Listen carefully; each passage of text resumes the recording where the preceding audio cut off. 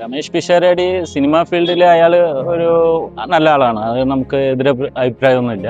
പക്ഷേ രാഷ്ട്രീയത്തിൽ അദ്ദേഹത്തിന് പോരായ്മകൾ ഒരുപാടുണ്ട്. പിന്നെ അയാൾ ഇപ്പോൾ രാഷ്ട്രീയത്തിൽ ഇറങ്ങിയിട്ടേ ഉള്ളൂ.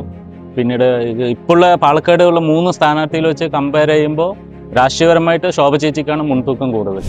പിന്നെ പാലക്കാട് പൊതുവേ നമുക്കറിയാമല്ലോ, രാഹുൽ മാങ്കൂട്ടത്തിൽ വിഷയമായിക്കോട്ടെ, ഇപ്പോഴുള്ള കൗൺസിലറുടെ വിഷയമായിക്കോട്ടെ, ഇവിടുത്തെ ജനങ്ങളെ ഇവിടെ സേവിക്കാൻ ഒരു സ്ഥാനാർത്ഥി വേണം, ഒരു MLA വേണം. അപ്പോൾ ശോഭ ചേച്ചിയാണ് നല്ലതെന്നാണ് എൻ്റെ ഒരു അഭിപ്രായം. കാരണം ജനങ്ങൾക്ക് ഏത് വിഭാഗം ആൾക്കാരായാലും പാലക്കാട് താമസിക്കുന്ന ആൾക്കാർക്ക് അവർക്ക് വികസനം വേണം. ആ വികസനം കൊണ്ടുവരാൻ നമ്മൾ മതമോ ജാതിയോ നോക്കി വോട്ട് ചെയ്ത് കഴിഞ്ഞാൽ അത് നടക്കില്ല, വികസനം എത്തില്ല, പാലക്കാട് എത്തില്ല.